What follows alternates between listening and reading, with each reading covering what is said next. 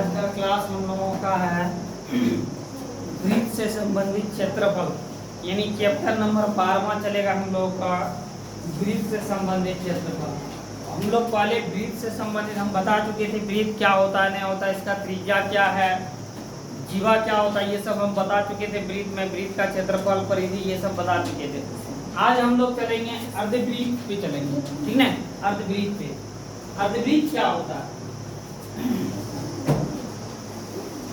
देखो, अर्धवृत्त क्या होता है, वृत्त का कैसे शुरू हुआ, वृत्त आखिर क्यों बनाना शुरू किया, इसके लिए हम लोग चलेंगे। जब सबसे पहले कोई भी गोलाकार वस्तु का हम लोगों का पूरा पहचान, यानी पहले मतलब समय में जब कोई भी गोलाकार का पता नहीं था कि आखिर गोल का महत्व क्या है, तब क्या करता था, बैलगाड़ी सबका जो चक्का पहिया बनाता था उसको क्या बनाता था, वो गोल नहीं बना पाता था। ऐसे समझ में, गोल नहीं बना पा रहा था। कैसे बनाता था, तो ऐसे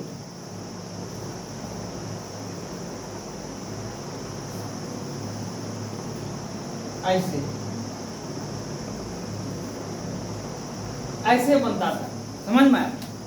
जब फिर धीरे धीरे बाद में पता चला, समझ में, इससे समस्या क्या होता था, समस्या होता था इस तरह, जब उसका पहिया होता था तो उसको चलने में परेशानी होता था, बहुत ज़्यादा परेशानी होता था, समझ में। तो परेशानी क्या होता था, जब ये वाला पृथ्वी पे बैठता था, ये रोड पे बैठता था, तो फिर खींचने में बहुत ज़्यादा दिक्कत होता था, समझ में।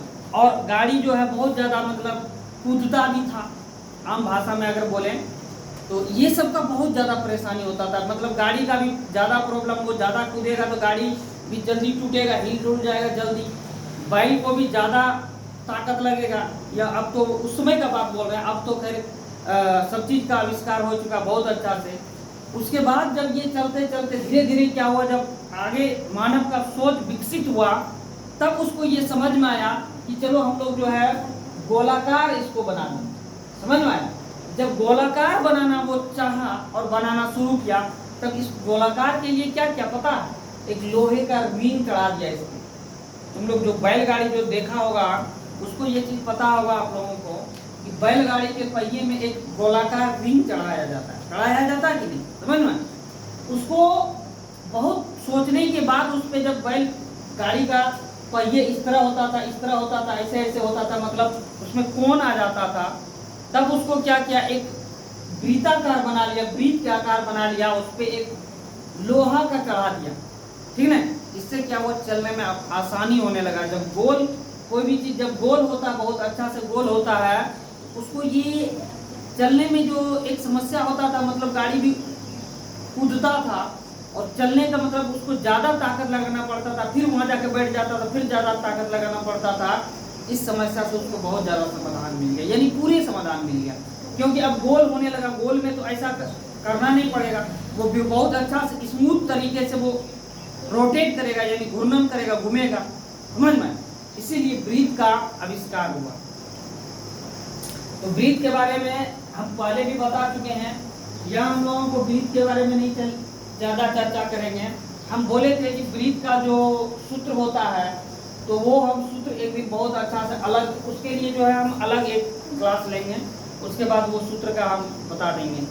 आज हम लोग चलेंगे एक जो तुम्हारा क्वेश्चन में यूज होना बहुत जरूरी है, जो कि यूज होगा वो हम उस पर आधारित बताते हैं। हम लोग आज अर्धवृत्त से देखेंगे, अर्धवृत्त क्या है,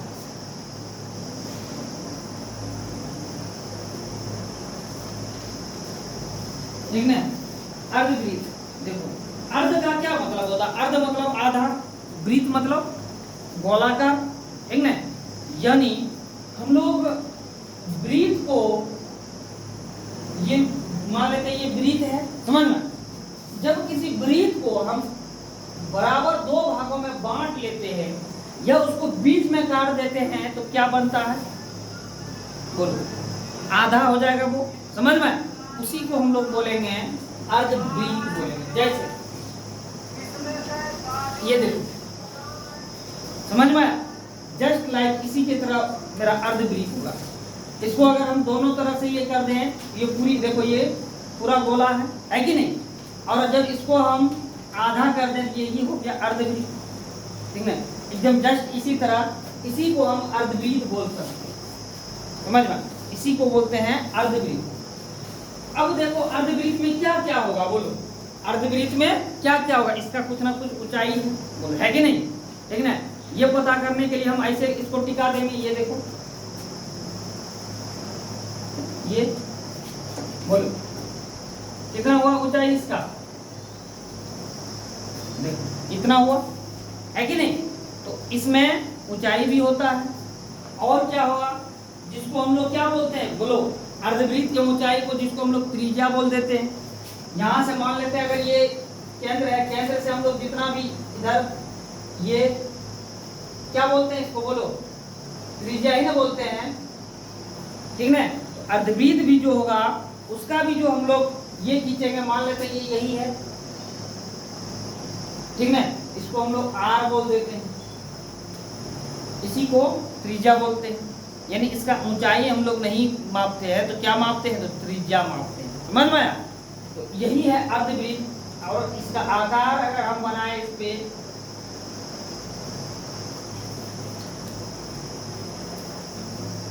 ये हो जाएगा लगभग, बोलो होगा कि नहीं, ये है अर्धवृत्त। इस पूरे को हम लोग क्या बोलते हैं, बोलो व्यास बोलते हैं, जो हम पहले बता चुके हैं, डी यानी अंग्रेजी है इसका डायमीटर। उसके बाद इस केंद्र से आधा को हम लोग क्या बोलते हैं, त्रिज्या। ये पूरे को मान लेते हैं, इसका नाम देते हैं ए बी। ए बी को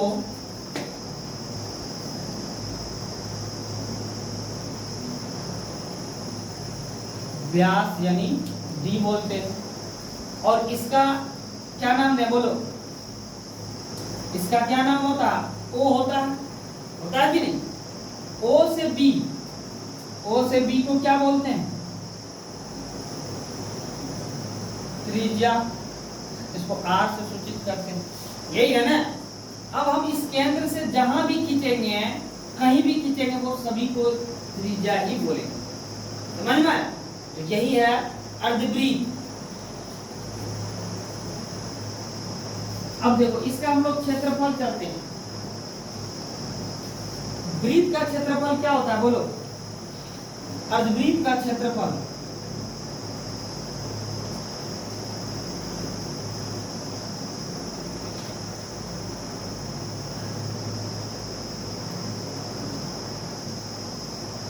बोलो वृत्त का क्षेत्रफल क्या होता है, पाई आर स्क्वायर होता है कि नहीं होता है। वृत्त का क्षेत्रफल पाई आर स्क्वायर। अब देखो ये क्या है, वृत्त ही है ना, है कि नहीं। हम लोग इसको क्या किया, आधा बना दिए, वृत्त का आधा भाग बना दिए, समझ में। ये पूरा वृत्त है, इसको हम लोग आधा वृत्त बना दिया। आधा करने के लिए क्या करते हैं, कोई भी चीज को आधा करने के लिए क्या करते हैं, बोलो 1/2 से गुना कर देते हैं, या बोलो 2 से भाग दे देते हैं। चलो इसको 2 से भाग दे देते हैं। ये क्या हो गया, वृत्त का क्षेत्रफल हो गया पाई आर स्क्वायर। और अर्धवृत्त का क्षेत्रफल जब पाई आर स्क्वायर को हम आधा कर देते हैं, वही हो गया अर्धवृत्त, समझ में। बोलो ये रखना पड़ेगा, एक चीज याद रखना, वृत्त का क्षेत्रफल पाई आर स्क्वायर और अर्धवृत्त यानी वृत्त को आधा को हम अर्धवृत्त कहते हैं। अर्धवृत्त का क्षेत्रफल हो गया पाई आर स्क्वायर बटे 2 यानी वृत्त का क्षेत्रफल का आधा, समझ में। अगला अब देखो वृत्त का जब क्षेत्रफल होता है, इसका मतलब वृत्त का परिमाप भी होगा, ठीक है।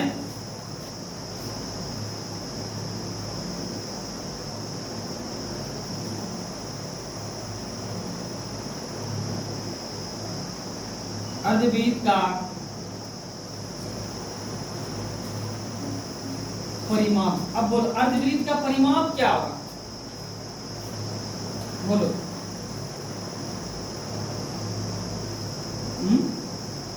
अर्धवृत्त का परिमाप हो जाएगा 1 पाई आर, ठीक है।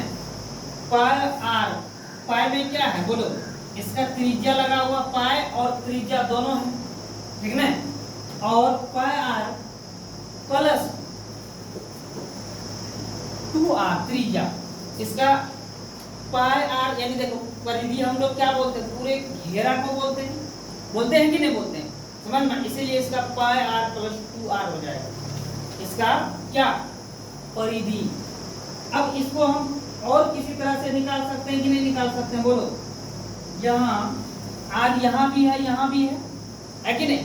चाहे तो हम लोग इसको ऐसे भी लिख सकते हैं, r पाई प्लस 2, ऐसे भी लिख सकते हैं, या यही भी रहने तो कोई दिक्कत नहीं है, पाई r प्लस 2r, समझ में। या इसको हम कॉमा भी लेके रख सकते हैं, r बाहर हो जाएगा, पाई प्लस 2, समझ में। ये हो गया वृत्त का परिधि। देखो इसमें पाई का मान हो जाएगा, पाई का 2 मान होता है, एक 22/7 या 3.14, ये होता है 2 मान। ज्यादातर हम लोग इसको यूज करते हैं, ये वाला, समझ में आया। अगर कहीं कुछ दिया हुआ नहीं हो और कहीं ना बोले कुछ कि ये या वो, यानी दोनों में से इसमें से कोई कुछ नहीं बोले अगर कोई क्वेश्चन में कि किसको यूज करना है, तो फिर हम ज्यादातर ये यूज करते हैं 22/7, समझ में।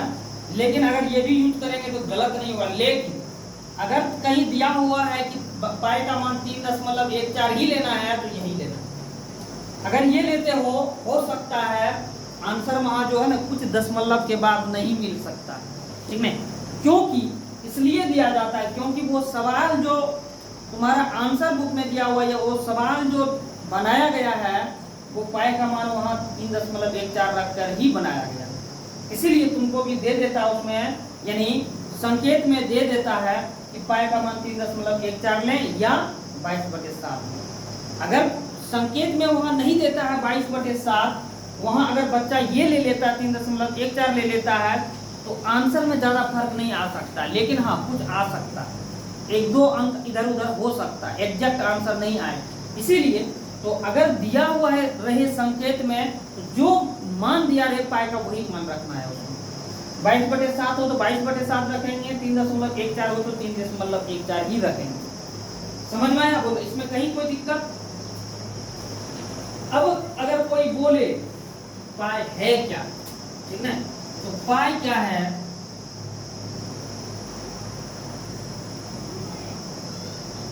हम पहले भी बता चुके हैं। पाई जो है, इसको थोड़ा सा लिखो, उसके बाद बताएंगे। लिखो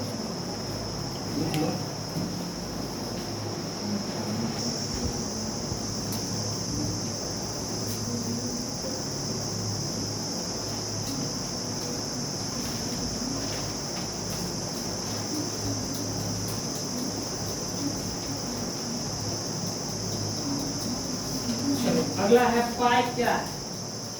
हम लोग पाई को जानते हैं कि पाई है क्या।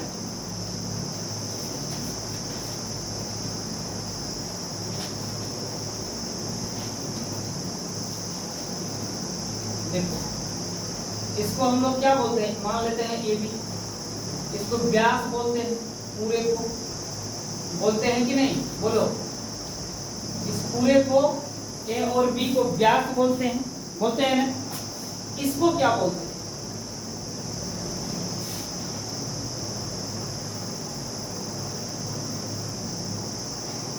इसको बोलो।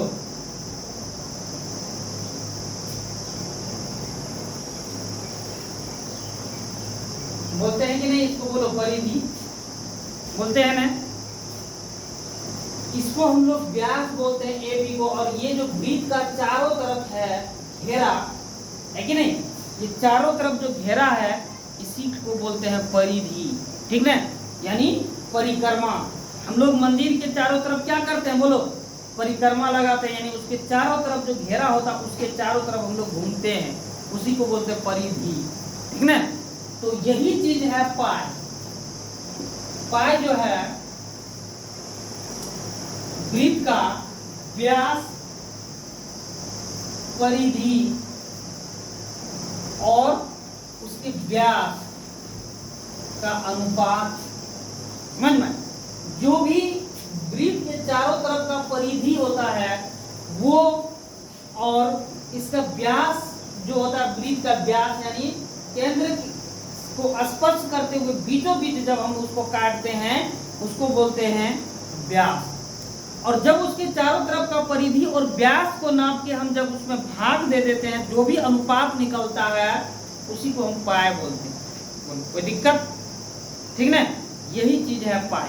अब इसका और भी बहुत ज्यादा हिस्ट्री है, उतना हम बोले जब डिटेल का एक वीडियो बनाएंगे सिर्फ और सिर्फ वृत्त का क्षेत्रफल यानी फार्मूला पे ही बनाएंगे, अर्धवृत्त बेलन ये सब के फार्मूला टोटल पे, तो फिर उसमें हम बताएंगे। अभी यही समझो सीधा सीधी हम परिधि बता दिए कि परिधि क्या है, ये चारों तरफ का घेरा है, और वृत्त का व्यास क्या है, ए और बी, यानी व्यास तुम लोग का कोई भी पूछे तो व्यास का परिभाषा यही होता है कि वृत्त के केंद्र से स्पर्श करते हुए जब हम लोग बीचों बीच उसका काटते हैं या बीचों बीच इस परिधि से इस परिधि तक जो हम लोग खींचते हैं, वृत्त का केंद्र टच करना चाहिए, याद रखना। अगर ऐसा कभी नहीं होगा कि अगर यहाँ से हम खींच दिए तो ये व्यास हो जाएगा, ऐसा नहीं होगा, क्योंकि वृत्त यहाँ से जो होता है व्यास जो वृत्त को दो भागों में बांटता है, ठीक ना। यहाँ से यहाँ तक इधर का दूरी बराबर होता है, यहाँ से यहाँ तक का दूरी बराबर होता है। अगर हम यहाँ से इसको बांटना शुरू कर दें, यहाँ से, समझ में, इसका क्या मतलब होता है पता है? इसका मतलब हो जाता है कि यहाँ इधर कम दूरी हो जाएगा, इधर जो है धीरे धीरे देखो ऐसे है, ऐसे ऐसे होते जाएगा, जितना यहाँ चौड़ाई होगा उतना यहाँ होगा क्या, बोलो यहाँ होगा क्या, समझ में। इसीलिए व्यास हम लोग इसी को बोलते हैं। बोलो ये समझ में आया? पाई किसको बोलते हैं? बोलो पाई परिधि और व्यास का जो है अनुपात होता है। अनुपात मतलब होता भाग, यही है अनुपात। मान लेते हैं किसी वृत्त का परिधि 4 है और इसका व्यास मान लेते हैं 2 है, तो 2 घटा देंगे, 2 दूनी 4, यानी इसका अनुपात हो गया 2:1। एक एग्जाम्पल दिया, ऐसा नहीं होता है, इसका एक एग्जाम्पल यही है व्यास। अब पाई क्या है? पाई एक परिमेय है, अपरिमेय है? बोलो, हम बहुत बार पहले भी बता चुके हैं, पाई परिमेय है, अपरिमेय? अपरिमेय संख्या।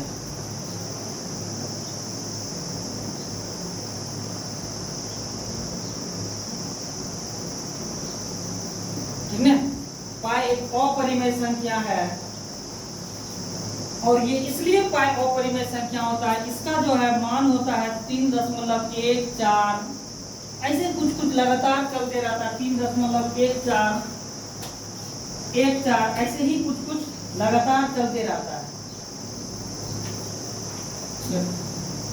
इसका मान होता है पाई का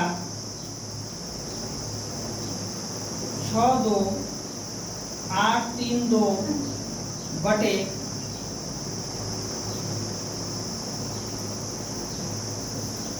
समझ में आया? ये इसको जब हम कटाते हैं तो क्या निकलता है? 3.1416 चलते रहता है, समझ में आया? ये जब चलते रहता है इसी, क्योंकि जब चलते रहता है इसका अंत नहीं हो पाता है, समझ में? इसका अंत ही नहीं हो पाता है, तो फिर ये क्या हो जाता है पता है? अशांत हो जाता है। जब पूरा पूरा हम किसी में भाग दें और पूरा पूरा जब कट जाए तो उसको हम शांत बोलते हैं, और तो परिमेय संख्या हो जाता है। लेकिन जब हम किसी में भाग जाए और वो चलते रहता, कटने का नाम ही नहीं लेता है, तो बोलते हैं उसको अशांत बोलते हैं, समझ में आया?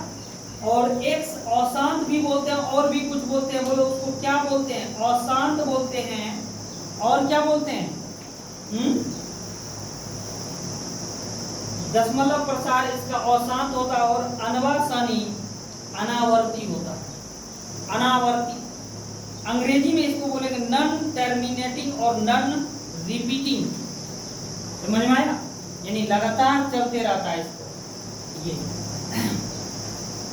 ये जो है हमारा गणित का महान गणितज्ञ, पाई का महान गणितज्ञ, जिसका नाम है 476 ईस्वी से 550 ईस्वी पूर्व, जो है एक महान गणितज्ञ है। कौन? श्रीनिवास रामानुजम, जिसका पूरा नाम था, हम लोग उसको ज्यादातर रामानुजम जानते हैं, लेकिन उसका नाम था श्रीनिवास रामानुजम, समझ में? उन्होंने जब इसका मान निकालना शुरू किया तो फिर इसका जो है बहुत ज्यादा तक, लगभग दशमलव के लाखों स्थान तक निकाल दिया, यानी दशमलव के जो है ना, ये इसमें लाख स्थान तक निकाल दिया, 1 लाख स्थान के से भी ज्यादा, लाख स्थान तक लगभग, लेकिन वो भी पूरा पूरा नहीं निकाल पाए, लेकिन लाख स्थान तक वो पहुंच चुके थे, समझ में। तो इसीलिए इसको जब उतना निकलता और भी आगे निकलते रहता, और भी आगे निकलते रहता, इसीलिए इसको क्या बोलते हैं, बोलो। इसका दशमलव प्रसार को क्या बोलते हैं, अभी तुरंत बताए थे। दशमलव प्रसार अनवासानी और अनावर्ती बोलते हैं, यानी ये लगातार चलते रहता, इसीलिए इसको हम लोग अपरिमेय संख्या बोलते हैं, समझ में। इसीलिए हम लोग इसको अपरिमेय संख्या बोलते हैं, परिमेय संख्या नहीं बोलते हैं।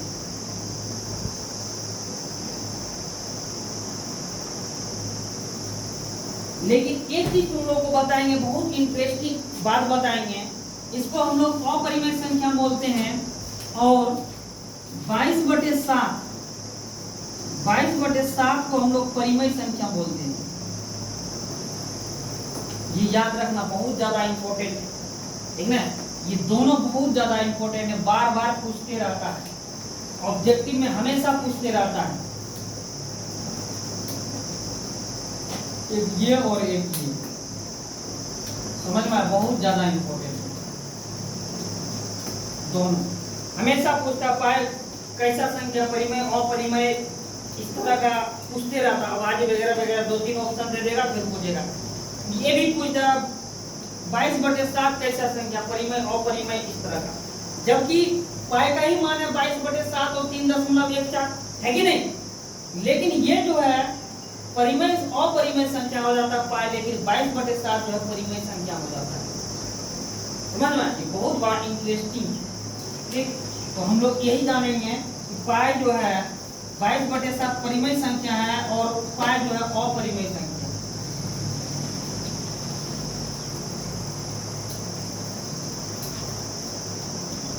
चलो अब जो है इसको पहले उतार लेंगे।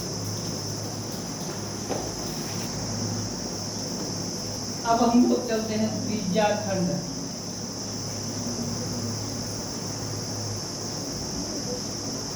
त्रिज्या खंड पे चलते हैं। आखिर त्रिज्या खंड है क्या। त्रिज्या खंड हम लोग किसी वृत्त को जब हम लोग 2 भागों में बांट देते हैं, समझ में, 2 भागों में बांट देते हैं, इसी को बोलते हैं हम लोग त्रिज्या खंड। एक ये हो गया, एक ये हो गया, इसी को त्रिज्या खंड बोलते हैं। जब इसको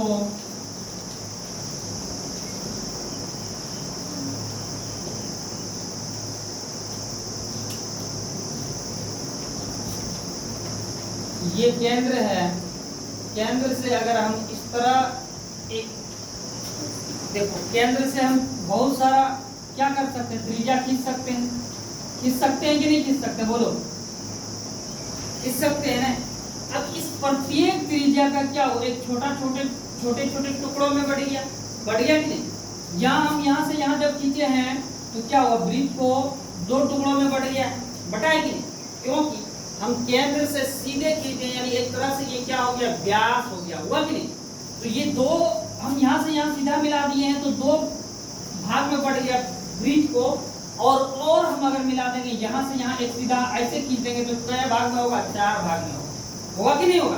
तो ये 4 भाग में हो जाएगा और इसमें हम जितना देते जाएंगे उतना भाग में बढ़ जाएगा, बटेगा कि नहीं बटेगा। लेकिन अगर हम एक भाग का बोले सब हटा दें, हम इसमें से सब हटा देते हैं,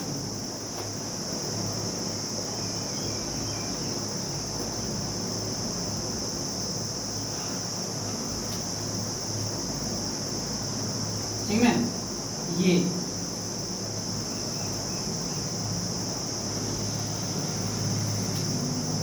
बोलो इसको क्या बोलेंगे, एक त्रिज्या खंड बोलेंगे नहीं बोलेंगे।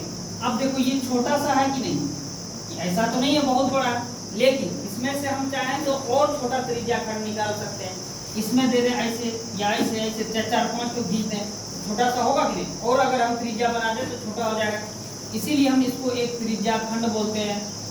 ये मेरा हो गया दीर्घ त्रिज्या खंड।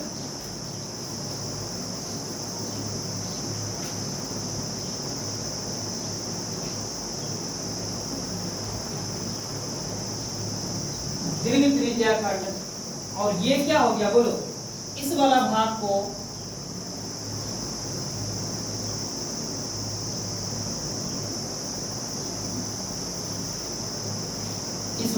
हम क्या बोलेंगे, लघु त्रिज्या खंड। बोलो ये क्या है, आर है कि नहीं, बोलो त्रिज्या ही है ना, ये हम त्रिज्या ही खींचे थे, जिसको बाकी सबको मिटा दिए, इसको रखे थे, ये क्या है, त्रिज्या है मेरा। ये इतना सा छोड़ के ये टोटल जो है वो दीर्घ त्रिज्या खंड जितना भी है इधर दीर्घ त्रिज्या खंड हो गया। दीर्घ मतलब होता है बड़ा, त्रिज्या का मतलब होता है ये केंद्र से खींचा गया परिधि पर, इसको त्रिज्या बोलते हैं। और खंड का मतलब होता है टुकड़ा, समझना, यानी वो बड़ा वाला टुकड़ा जो क्या हुआ है, वृत्त के द्वारा हम त्रिज्या से काट के, यानी त्रिज्या से एक बड़ा खंड जो छूटा हुआ है उसी को बोलेंगे दीर्घ खंड। लघु खंड इसको बोलेंगे लघु त्रिज्या खंड, समझ में आया?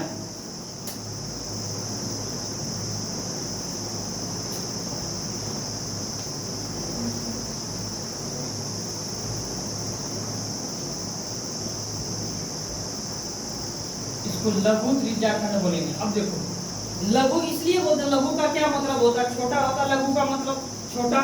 तो बोलो ये छोटा ही है ना, इधर देखो कितना बड़ा है, और ये छोटा सा हिस्सा है, समझ में? इसी को हम लोग जो है इसको लघु त्रिज्या खंड बोलेंगे। कोई दिक्कत? दीर्घ त्रिज्या खंड और लघु त्रिज्या खंड यही है। एक चीज और है इसमें से,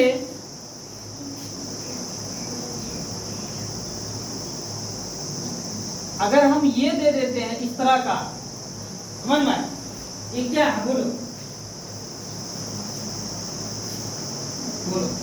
इसको क्या बोलते हैं हम लोग, जो ये दिए है इसको क्या बोलते हैं, जीवा बोलते हैं। पहले हम बता चुके हैं जीवा बोलते हैं, इसको जीवा बोलते हैं, समझ में? हम जीवा कहीं भी खींच सकते हैं। ये वृत्त है ना, ये केंद्र है ना, केंद्र को छोड़ के, केंद्र को स्पर्श नहीं करना चाहिए, बाकी जितना भी इस तरह का हम खींचेंगे उसको जीवा ही बोलेंगे। यहाँ भी खींच सकते हैं वो भी जीवा होगा, यहाँ भी खींच सकते हैं वो भी होगा, यहाँ भी खींच सकते हैं वो भी होगा, यहाँ भी खींचेंगे, ये खींचेंगे, ये खींचेंगे, इसको भी जीवा ही बोलेंगे। समझ में आया? किसी को सिर्फ केंद्र स्पर्श नहीं करना चाहिए। अगर केंद्र से स्पर्श कर रहा है तो वो जीवा नहीं होगा, तो फिर क्या हो जाएगा, व्यास हो जाएगा, जिसको हम लोग डी बोलते हैं। इधर हुआ, इधर भी हम कर सकते हैं, समझ में आया? चाहे जितना भी छोटा हो, जितना भी छोटा हो, सिर्फ ऐसा नहीं कि इसी पर ऐसे कर देंगे ये हो गया, ऐसा नहीं, ठीक ना? इसको हम क्या बोलेंगे, सबको बोलो जीवा बोलेंगे, ठीक ना? और इतना नहीं हमको अभी समझना है,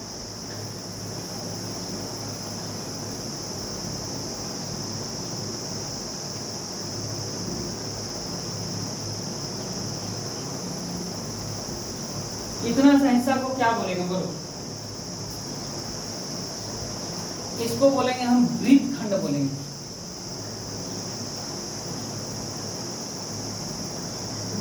समझ में आया? इसको वृत्त खंड बोलेंगे। और कौन सा वृत्त खंड, और इसको बोलेंगे हम, इसको क्या बोलेंगे बोलो, इसको भी वृत्त खंड ही बोलेंगे, बोलेंगे कि नहीं बोलेंगे? अच्छा, इसको कौन सा वृत्त खंड बोलेंगे और इसको कौन सा वृत्त खंड बोलेंगे, हमको जरा ये बताओ, कोई बता सकता है? जैसे इसको हम यहाँ क्या बोले हैं, इसको दीर्घ त्रिज्या खंड बोले हैं ना, बोले हैं कि नहीं बोले? और इसको क्या बोले हैं, लघु त्रिज्या खंड बोलेंगे नहीं, क्यों बोले? क्योंकि ये एक बड़ा हिस्सा है कि नहीं? लेकिन ये क्या है, एक छोटा हिस्सा है, इसलिए इसको हम लघु त्रिज्या खंड बोलेंगे। लेकिन ये त्रिज्या के द्वारा जो है इसको बांटा गया था, खंडित किया गया था, काटा गया था, इसलिए इसको हम त्रिज्या खंड बोलेंगे। त्रिज्या खंड बोलेंगे। क्या ये त्रिज्या है बोलो, ये त्रिज्या है, क्या है ये? व्यास है कि नहीं? एक प्रकार हम व्यास बोल सकते हैं, लेकिन ये केंद्र से स्पर्श नहीं है, इसलिए इसको हम लोग जीवा बोलते हैं कि नहीं? इसीलिए जीवा के द्वारा जो काटा गया हो उसको हम लोग वृत्त खंड बोलेंगे।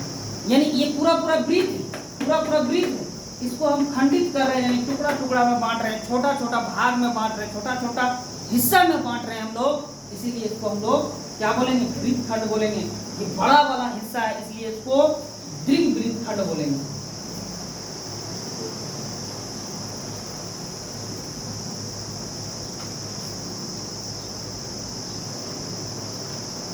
और ये छोटा वाला हिस्सा है इसलिए इसको क्या बोलेंगे, लघु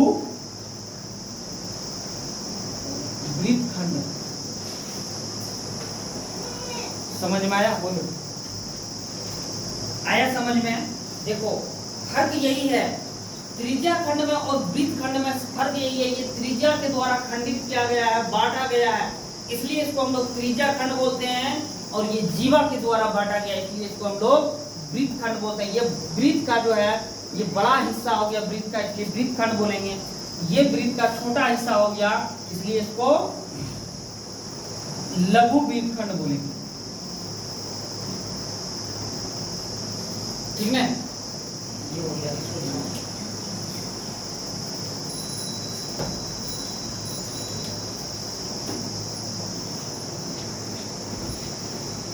क्या चल रहा था, चलिए हम लोग चलते हैं। जो भी फार्मूला बताएं लगभग 12.12 में जो है इसी फार्मूला का यूज है, तो हम लोग इस फार्मूला पे आधारित अब क्वेश्चन देखेंगे। फिर जहां अगले फार्मूला का जरूरी पड़ेगा तो फिर अगला फार्मूला भी बताएंगे। देखो ये थोड़ा ज़्यादा किसी को माइंड में मतलब भ्रष्ट ना हो जाए, यानी माइंड से ओवर ना हो जाए, इसलिए एक ही बार सारा नहीं बता रहे, धीरे धीरे बताते हैं। क्वेश्चन नंबर 1 है, हमेशा याद रखना पाई के बारे में हम फिर से एक बार बता देते हैं। पाई का मान में इसमें कोई हौच पौच नहीं होना है, कहीं कोई कंफ्यूजन नहीं होना है। अगर नहीं दिया हुआ है कि पाई का मान क्या लेना है नहीं लेना है, तो एकदम सीधा सीधी 22/7 ठोक के रख दो एकदम और सरल कर दो, कहीं कोई दिक्कत नहीं। अगर दिया हुआ है कि पाई का मान 22/7 लेना है तब तो ये लेना ही है और हम लोग लेंगे ही लेंगे। अगर दिया रहे कि पाई का मान 3.14 लें तभी हम लोग 3.14 लेंगे, नहीं तो 22/7 लेंगे। कोई दिक्कत, कुछ बोले या ना बोले पाई के बारे में हम लोग 22/7 जो है एकदम बपोती मान लेंगे, यही है हम लोग का पुरखापति से 22/7। अगर कहीं ऐसा दिया रहे कि नहीं नहीं वो पुरखापति वाला कर्म छोड़ दो, अब मॉडर्न इंडिया आ गया, नया इंडिया आ गया, तो ये ले लीजिए, तब फिर यही लेंगे। समझ में आया, कोई दिक्कत।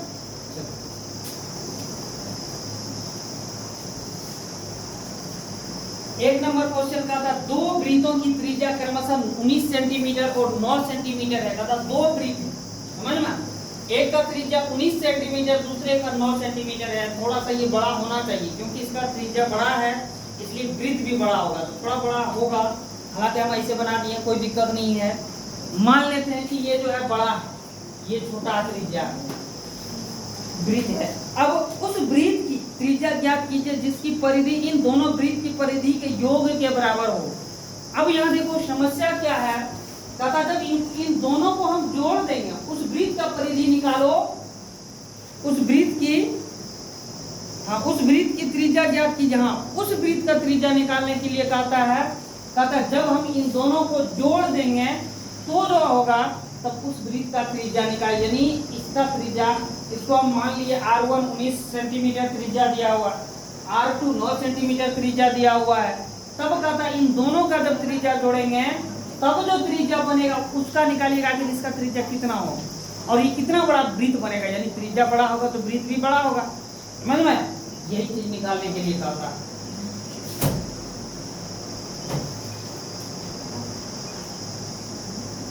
देखो इसके लिए हमको क्या करना होगा, दोनों का परिधि देखना होगा। आखिर दोनों का परिधि क्या हो रहा है, देखो सूत्र याद रखना होगा, हम यही बता देंगे सबको एकदम हाथ गोड़ मूड़ी पकड़ के, जो बोलो वही वो पकड़ के सबको बोलेंगे कि सूत्र याद रखना। नहीं सूत्र याद रहेगा एक भी कुछ समझ में नहीं आएगा। एकदम पैसा का भी पैसा बना दो काट काट के, जैसे 1 रुपया को हम लोग 100 हिस्सा में बांट के उसको 1 पैसा बनाते हैं, उस 1 पैसे को भी 1000 हिस्सा में बांट दो, उतना सा भी समझ में नहीं आएगा बिना सूत्र का। सूत्र याद रहेगा तो ही कुछ समझ में आएगा। जैसे एक व्यापारी के लिए क्या होता है, उसका जो कैपिटल होता है यानी पूंजी होता है, रुपया जो होता है वही उसके लिए मुख्य चीज है। अगर रुपया नहीं है, तुम्हारे पास संपत्ति नहीं है, धन नहीं है, तो फिर वो व्यापार नहीं कर सकता, उसका व्यापार नहीं चलेगा। समझ में, उसी तरह एक विद्यार्थी के लिए उसका फार्मूला बहुत बड़ा धन है, संपत्ति है। पढ़ने के लिए तुमको फार्मूला रूपी धन संपत्ति को बना के रखना होगा, बचा के रखना होगा, उसको अपने पास रखना होगा, तभी चल सकता है। और कहीं न कहीं हम एक बहुत अच्छा से तुम लोगों को बता रहे ताकि रटना नहीं पड़े, समझ में, रटना नहीं पड़े, एक तरीका से उसको कैसे याद रखा जाए उस तरह बता रहे हैं। तो थोड़ा सा ध्यान रखना, उसको प्रैक्टिस रखना, बार बार उसको देखते रहना, फिर कहीं कोई दिक्कत नहीं होगा। फिर सवाल पे आओ तो सवाल भी बहुत अच्छा से समझ में आएगा, बनेगा भी बहुत अच्छा।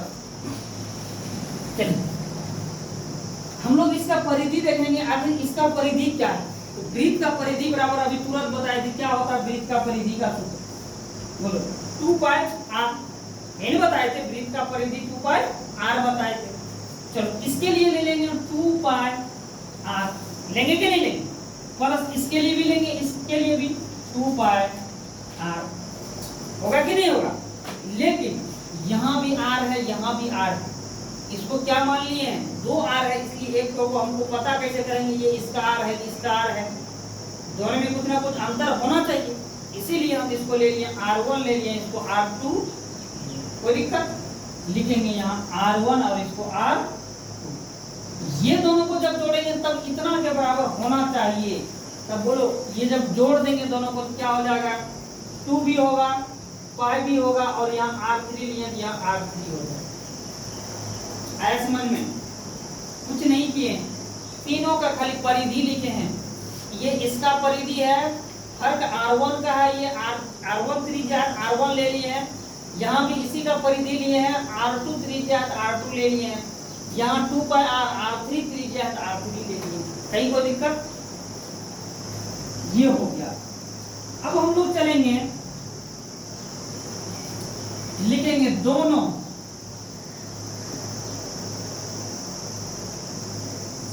वृत्त के परिधि के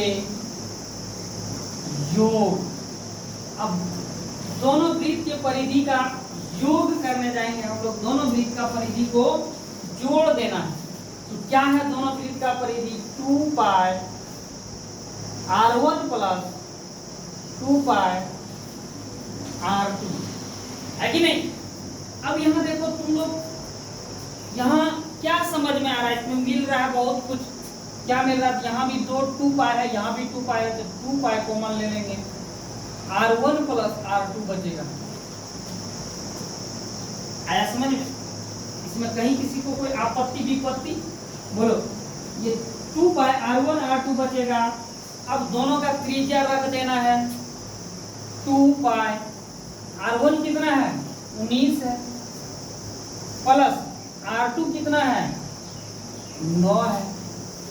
2 पाई 19 और 9 कितना हो जाएगा बताओ? 19 और 9 जब हम जोड़ेंगे तो कितना होगा?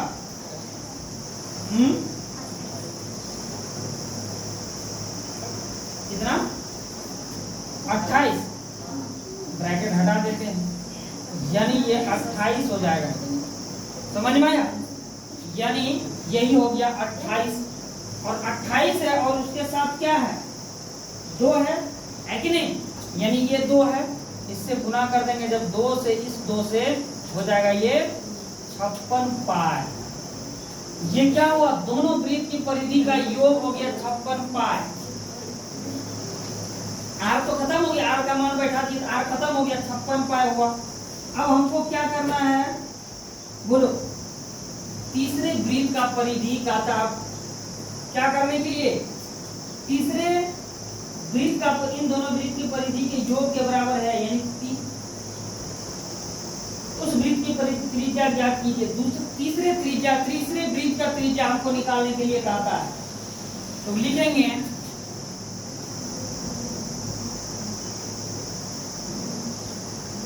तीसरे वृत्त की त्रिज्या, तीसरे वृत्त का त्रिज्या यानी 2 पाई r3 बराबर इसके वृत्त के त्रिज्या से जो है इसको तुलना कर देंगे 56 पाई। बोलो आया समझ में ये वाला बात कि नहीं आया? कहने का मतलब हमको तीसरे वृत्त का जो है क्या त्रिज्या निकालने के लिए कहता है, हम दोनों के परिधि को जोड़ के, समझ में, यानी दोनों वृत्त है कितना बड़ा हम परिधि का ये देखना चाह रहे हैं, दोनों परिधि को जोड़ के और तीसरे के परिधि के हम बराबर कर रहे हैं, समझ में। यहाँ क्या समझ में आता है, यहाँ भी पाई है, यहाँ भी पाई है, बराबर में है तो कट जाएगा। और क्या है R3 बराबर, क्या यहाँ समझ में आ रहा बोलो तो कुछ बताओ। R3 इधर 2 है ना, है कि नहीं, इधर 2 है, गुना में होगा ये तो ऐसे 2 गुना R3 बराबर 56, R3 बराबर 56 बटे इधर गुना में है, इधर भाग होगा, होगा कि नहीं, यानी कटा दो इसको 28, यानी R3 यानी तीसरे वृत्त का त्रिज्या जो हो जाएगा वो 28 सेंटीमीटर हो जाएगा। आया समझ में, बोलो। यही तीसरे वृत्त का त्रिज्या निकालने के लिए कहा था और यही हो गया तीसरे वृत्त का त्रिज्या, यानी 28 सेंटीमीटर लिखेंगे। अतः बताओ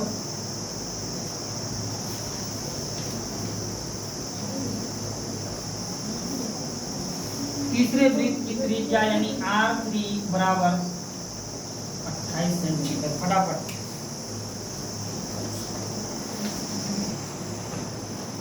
देखो अगले वाले क्वेश्चन में और इस क्वेश्चन में फर्क इतना सा ही है कि उसमें परिधि कह रहा था, इसमें क्षेत्रफल कह रहा है, समझ में। देखो इसमें कहता है कि दो वृत्त की त्रिज्या क्रमशः 8 सेंटीमीटर और 6 सेंटीमीटर है। उस वृत्त की त्रिज्या ज्ञात कीजिए जिसका क्षेत्रफल इन दोनों वृत्त के क्षेत्रफलों के योग के बराबर हो, समझ में। इसमें कहा, उसमें कह रहा था परिधि के योग के बराबर हो, इसमें कह रहा क्षेत्रफलों के योग के बराबर, समझ में। तो वृत्त का क्षेत्रफल बराबर हम लोग क्या जानते हैं, क्या होता है वृत्त का क्षेत्रफल का सूत्र, पाई r1 स्क्वायर, ये ना पाई r स्क्वायर, वृत्त का क्षेत्रफल बराबर पाई r स्क्वायर, तो पाई r1 square plus pi r2 के स्क्वायर, यही ना बराबर होगा। इनको दोनों को जब जोड़ेंगे तब जो है बराबर होगा वो पाई r3 पे स्क्वायर, यही ना। चलो अब हम लोग क्या करेंगे, यहाँ वृत्त के क्षेत्रफल जैसे उसमें लेके चले थे उसी तरह इसमें भी लेके चलना है हम लोगों का। वृत्त के क्षेत्रफलों का योग, दोनों वृत्त के क्षेत्रफलों का योग,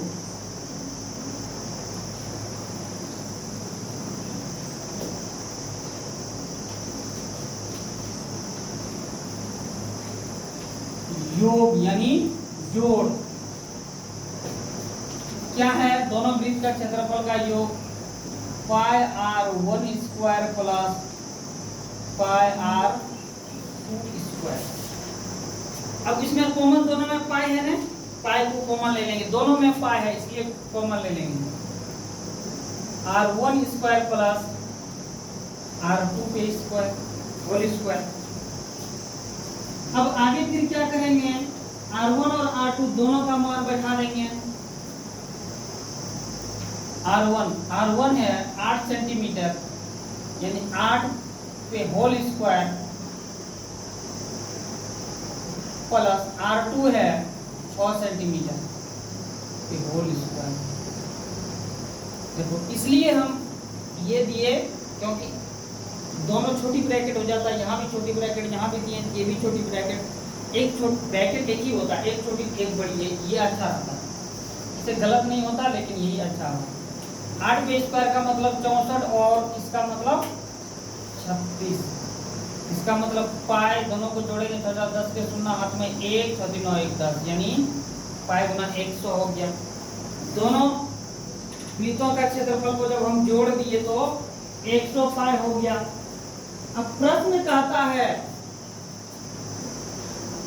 100 पाई, अब प्रश्न के अनुसार चलेंगे।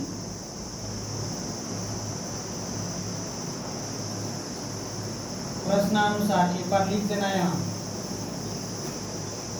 दोनों वृत्तों के क्षेत्रफल का योग, यही निकालेंगे दोनों वृत्तों के क्षेत्रफल का योग। प्रश्नानुसार प्रश्न का होता है तीसरे वृत्त का क्षेत्रफल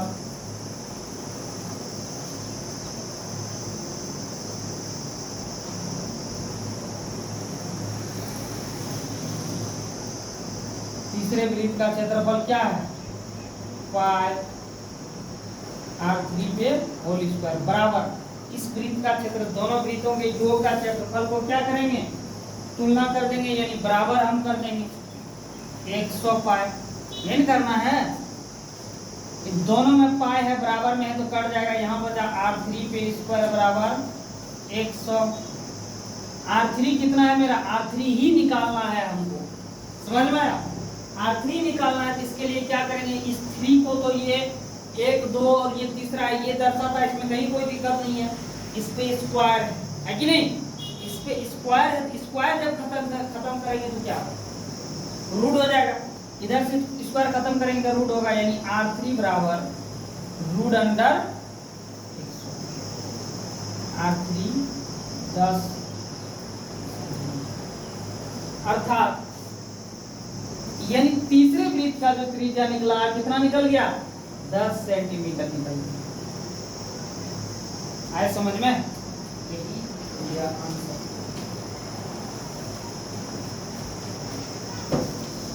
तो हम लोग ये जो है थोड़ा सा लिख देना ताकि पता चले यही निकला, समझ में आया। अतः लिखो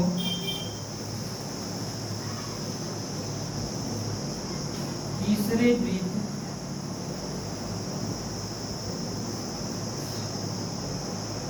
का क्षेत्रफल की त्रिज्या, तीसरे वृत्त का क्षेत्रफल कहा जा रहा है, तो वृत्त की त्रिज्या क्या थी,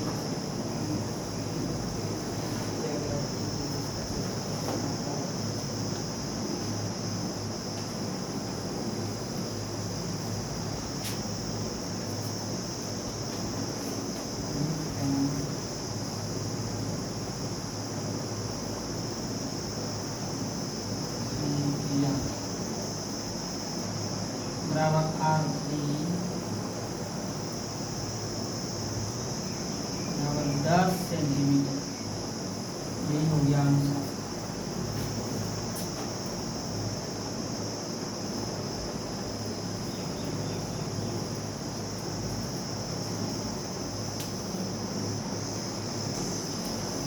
आज का क्लास यही तक रहने देते हैं। अगले दिन से जो है एक्सरसाइज कितना, ये एक्सरसाइज कितना था 12.1 ना, एक्सरसाइज हम लोग बना रहे थे, आज चल रहा था एक्सरसाइज 12.1। हम लोग 2 नंबर क्वेश्चन नंबर 2 तक हम लोग देख लिए हैं। अगले क्लास में हम लोग 3 नंबर से देखेंगे।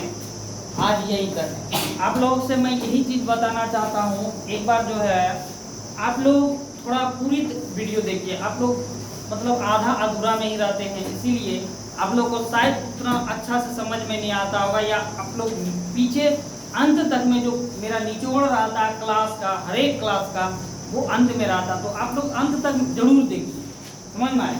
तो फिर हम यही आप लोग से बताना चाहता हूँ कि मेरे YouTube चैनल पे NCERT बुक का क्लास 10th NCERT बुक का लगभग ये हिंदी इंग्लिश मीडियम का झंझट नहीं होगा। कुछ हम हिंदी को अंग्रेजी में भी बताए गए, कुछ लिख दिए, कुछ ऐसे भी हम बता दिए हैं, तो वो उतना सा चल सकता है।